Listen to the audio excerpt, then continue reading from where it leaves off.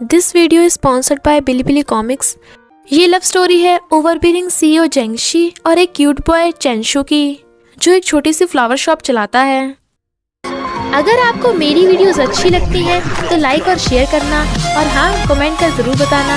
और ऐसी ही नई नई लेटेस्ट वीडियोस देखने के लिए हमारे चैनल को सब्सक्राइब भी कर देना। स्टोरी की स्टार्टिंग में हम देखते हैं ज्वेलरी कंपनी की सीईओ की फेमस डिज़ाइनर फूचन के साथ शादी होने वाली थी, जो शादी कम और ज्वेलरी की एडवर्टाइजमेंट ज़्यादा लग रही थी। पर तभी जेंगशी को पता चलता है कि उसका फियांसे फूचन लापता है, और अचानक से जेंगशी की हार्ट रेट बढ़ने लगती है। इनफैक्ट उसे एक स्ट्रेंज डिसीज़ है, उसे अपनी हार्ट रेट दिखाई देती है, और हमेशा ही क्रिटिकल मोमेंट पे उसकी हार्ट रेट बढ़ने लगती थी, जिससे उसकी कंडीशन और ख़राब हो जाती थी। और हार्ट रेट को कम करने के लिए वो स्वीट खाती थी, पर अगर हार्ट रेट 100% हो जाए तो वो 48 आवर्स के लिए सो जाती है। और अब भी सेम उसकी हार्ट बीट बढ़ने लगी थी। पर तभी वहाँ वाइट हॉर्स पे एक लड़का आता है, जो उसकी उठने में हेल्प करता है। उस लड़के के फिजिकल टच से उसकी हार्ट रेट 80% से 60% हो गई थी। फूचन अभी तक शादी के लिए नहीं आया था, तो वो उस अनजान लड़के को ही मास्क पहनाकर अपना ग्रूम फूचन बना लेती है, ये बोलकर कि वो उस लड़के को उसकी पेमेंट नहीं देगी। इनफैक्ट वो लड़का तो वहाँ फ्लावर और हॉर्स की डिलीवरी करने आया था। जेंगशी सबको बता रही थी कि उसकी मैरिज रिंग प्रिंसेस और नाइट को डिनोट करती है। पर जेंगशी के ब्रदर को पता चल गया था कि वो लड़का फूचन नहीं है, इसलिए वो उस लड़के का मास्क उतारने लगा था। पर कोई भी उसका फेस ना देख पाए, इसलिए जेंगशी उसे किस कर देती है, जिससे वो तो हैरान था पर फिर कुल्ला कर रहा था। वो बदले में उसे बहुत सारे पैसे देती है, पर वो पैसे लेने से मना कर देता है, क्योंकि बेचारे का सीईओ ने ज़बरदस्ती किस जो ले लिया था।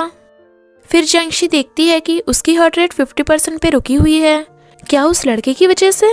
जेंगशी का ब्रदर यान को लाइक करता है, बट वो उसे बिल्कुल भी भाव नहीं देती। इनफैक्ट ब्रदर अपनी वाइस प्रेसिडेंट की पोजीशन से खुश नहीं है, क्योंकि वो खुद सीईओ बनना चाहता है। बट वो हमेशा ही अपने ब्रेन का इस्तेमाल करना भूल जाता है और जेंगशी के लिए प्रॉब्लम खड़ी कर देता है, जिससे जेंगशी की हार्ट रेट फिर से बढ़ने लगी थी। इसलिए वो चेंशु को उसे किस करने को कहती है, बट वो मना करता है, तो वो ज़बरदस्ती उसे हक कर लेती है, और हार्ट बीट कम होने पे एकदम उससे दूर हो जाती है। फिर वो चेंशु को बहुत सारे पैसे देकर अपना असिस्टेंट बनने का ऑफ़र देती है, पर वो उसका ऑफ़र ठुकरा देता है, क्योंकि उसे फ्लावर की केयर करना पसंद है, किसी ओवरबीरिंग सीईओ की नहीं। वाइस प्रेसिडेंट जेंगशी को फ़ोन कर बताता है कि डैड ने तुम्हें और तुम्हारे हस्बैंड को डिनर पे बुलाया है। उसकी फिर से हार्ट बीट बढ़ने लगी थी, तो वो चेंशु की शॉप से फ्लावर ऑर्डर कर उसे बुला लेती है। वो उसे देख हैरान था, पर वो उसे ज़बरदस्ती किस कर लेती है, जिससे उसकी हार्ट रेट 30% हो गई थी। पर चेंशु गुस्से में था। वो आज रात उसे अपने घर पे रुकने को कहती है, बट वो मना कर चला जाता है। फ्रेंड्स, मैं आपको एक न्यू रोमांस कॉमिक के बारे में बताने वाली हूँ, जिसका नाम है her super bodyguard with full funny love triangles.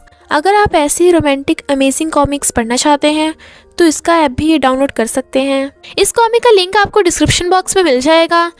Next day वो उसे कहती है, अब तुम्हारे घर और शॉप की ओनर मैं हूँ। अगर तुम यहाँ से बाहर नहीं निकलना चाहते तो बस मेरे असिस्टेंट बन जाओ, वो भी शो तक के लिए। उसके बाद कॉन्ट्रैक्ट ख़त्म हो जाएगा। चेंशु को भी ना चाहते हुए कॉन्ट्रैक्ट पे साइन करने पड़ते हैं, पर वो बोलता है कि वो उसे उसकी परमिशन के बिना उसे फिजिकल टच नहीं करेगी। तो जेंगशु से हैंडशेक करने को कहती है, बट वो उसका हाथ तब तक नहीं छोड़ती जब तक उसकी हार्ट रेट 50% नहीं होती। कंपनी में कोई भी चेंशु से बात करना भी पसंद नहीं कर रहा था, और वो अकेला ही सबको फ्लावर पॉट दे रहा था। पर सीईओ के कहने पे सब उसकी हेल्प करने लगते हैं, क्योंकि वो सब उससे बहुत डरते हैं। लंच टाइम पे एक एम्प्लॉय सीईओ की बुराई करने वाला था कि वो बहुत खड़ूस है, पर वहीं पे सीईओ के आते ही डर के मारे उसकी बोलती बंद हो जाती है। उसे लॉबस्टर पील करना नहीं आता था, तो चेंशु से पील करके देता है, बट वो उसी के हाथों से खाने लगी थी। ये देख सब हैरान थे।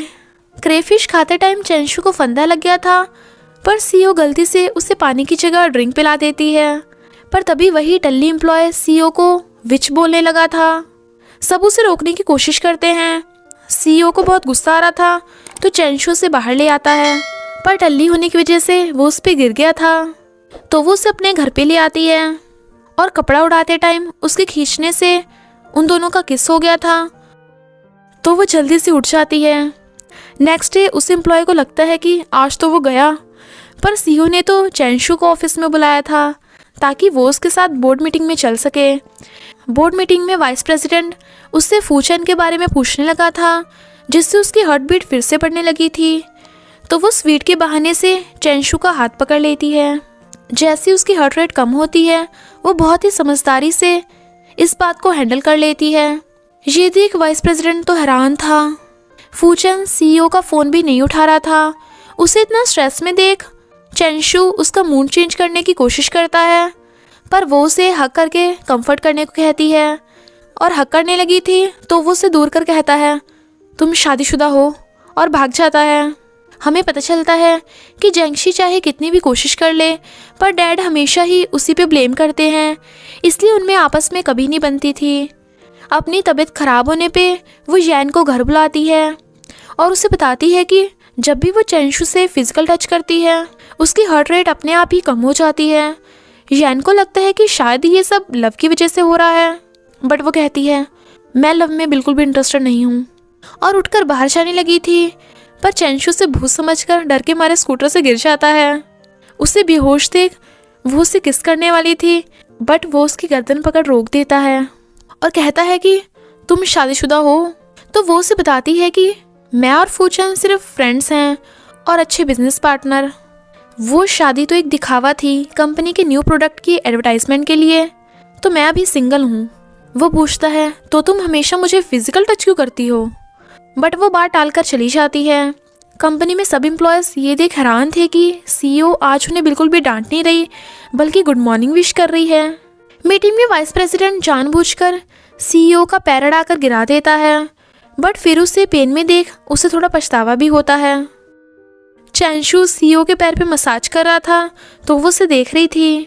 जब वो देर रात तक काम करती है तो वो उसके लिए खाना लेकर आता है, बट उसके करीब होने से नर्वस हो चला जाता है क्योंकि वो जेंगशी को लाइक करने लगा था।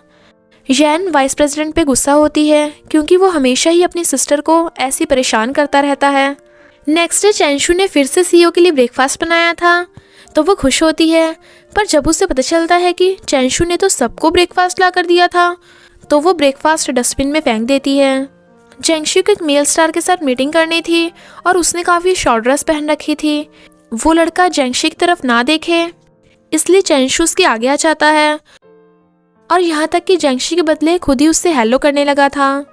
तो नेक्स्ट डे जेंगशी भी जीन्स पहनती है और चैनशू के टेबल पर कॉफ़ी कप रख चली जाती है, बट सफाई करने वाली वो नोट फाइल्स में रख देती है। चैनशू कॉफ़ी कप देख ही रहा था, पर वो लिमिटेड एडिशन होने की वजह से यैन उससे कॉफ़ी कप ले लेती है। सीईओ को लगता है चैनशू ने वो कॉफ़ी कप यैन को दिया था, तो वो गुस्सा हो चली। जेंगशी को अक्सर रात में नींद नहीं आती थी, इसलिए वो उसको स्लीप एरोमा देने आता है, बट जब वो देखता है कि जेंगशी को फीवर है तो वो उसके घर जाकर उसे गिंगर सूप बना के देता है। वो उसकी काफ़ी केयर कर रहा था, तो वो पूछती है डू यू लाइक मी। वो हैरान था और इसी के साथ पार्ट 1 का एंड हो जाता है। तो देर किस बात की, जल्दी से जाकर डिस्क्रिप्शन बॉक्स या कमेंट बॉक्स पर दी गई लिंक को क्लिक करके इस रोमांस कॉमिक के मजे लीजिए। Thank you Bilibili Comics for sponsoring this video. बस थोड़ा सा इंतज़ार करना, फिर मिलेंगे नेक्स्ट पार्ट में।